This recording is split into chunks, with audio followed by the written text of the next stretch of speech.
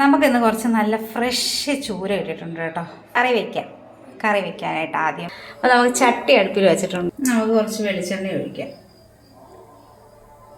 നല്ല രീതിക്ക് വെളിച്ചെണ്ണയൊക്കെ ചേർക്കണം കേട്ടോ. വെളിച്ചെണ്ണ കൂടുതൽ ചേർത്ത് കറി വയ്ക്കുമ്പോൾ കറിക്ക് ടേസ്റ്റ് കൂടും. പിന്നെ വെളിച്ചെണ്ണ ഓരോരുത്തരുടെ ആവശ്യം പോലെ ഉപയോഗിക്കുക. അപ്പോൾ ഞാൻ കുറച്ച് എണ്ണ ഒഴിച്ചിട്ടുണ്ട്. കുറച്ച് കടുകിടാം. നമുക്ക് കുറച്ച് വറ്റൽ മുളകിടാം. കുറച്ച് കറിവേപ്പില, കുറച്ച് ഇഞ്ചി, വെളുത്തുള്ളി. ഇനി നമുക്കതൊന്ന് മൂപ്പിച്ചെടുക്കാം. ഒരുപാടങ്ങ് മൂത്ത് പോണ്ട, ജസ്റ്റ് പച്ചമണം ഒന്ന് മാറി കിട്ടിയാൽ മതി. ഇനി ഇതിനകത്തോട്ട് കുറച്ച് 2 പച്ചമുളകും ഉള്ളിയും കൂടെ അരിഞ്ഞതാണ് കേട്ടോ. അതൊക്കെ ഒന്ന് വഴറ്റിയെടുക്കാം. ഇനി നമുക്ക് ഒരു തക്കാളി, ഒരു ചെറിയ തക്കാളിയാണ് കേട്ടോ, തക്കാളിയും കൂടെ ഇടാം. അതുകൂടെ നന്നായിട്ടൊന്ന് വഴറ്റിയെടുക്കാം.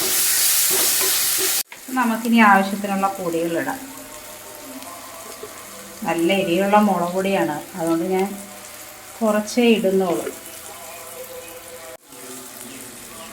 മല്ലിപ്പൊടി, ചിലർ മല്ലിപ്പൊടി യൂസ് ചെയ്യാറില്ല. മല്ലിപ്പൊടി ഇഷ്ടമുള്ളവർക്ക് മല്ലിപ്പൊടി യൂസ് ചെയ്യാം. ഞങ്ങൾ മല്ലിപ്പൊടി ഇടാറ്. ഞാൻ ഉലുവ ചേർത്തിട്ടില്ല, അതിന് പകരം ഞാൻ ഉലുവ പൊടിയാണ് ചേർക്കുന്നത്. ഉലുവപ്പൊടി കുറച്ച് പച്ചമണം മാറുന്നത് വരെ ഒന്ന് ഇളക്കിയെടുക്കാം.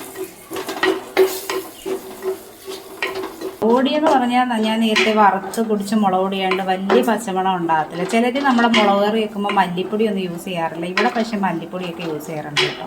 നമുക്ക് മഞ്ഞൾപ്പൊടിയും കൂടി ഇട്ട് കൊടുക്കാം. എല്ലാവരും നല്ല കുടംപുളിയാണ് ചേർക്കുക, പക്ഷേ ഇവിടെ കുടംപുളി ആർക്കും ഇഷ്ടമല്ലാത്തതുകൊണ്ട് ഞാൻ നമ്മുടെ വാളംപുളി പിഴിഞ്ഞതാണ് ചേർക്കുന്നത് കേട്ടോ.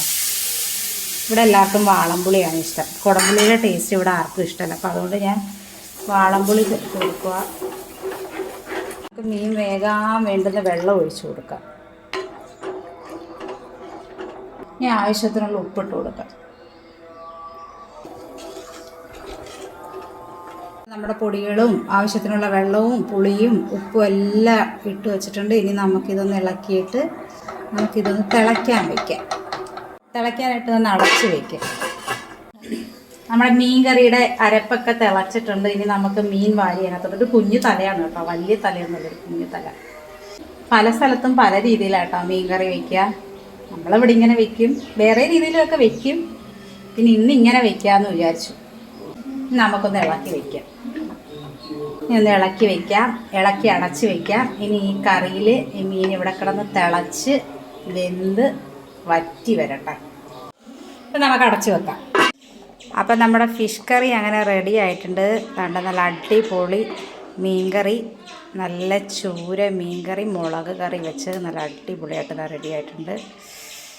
അപ്പോൾ എല്ലാവരും വായോ ഫുഡ് കഴിക്കാൻ. നമ്മുടെ മീൻകറി അടിപൊളിയായിട്ട് റെഡി ആയിട്ടുണ്ട് കേട്ടോ. നല്ല ടേസ്റ്റുള്ള മീൻകറിയാണ് കേട്ടോ.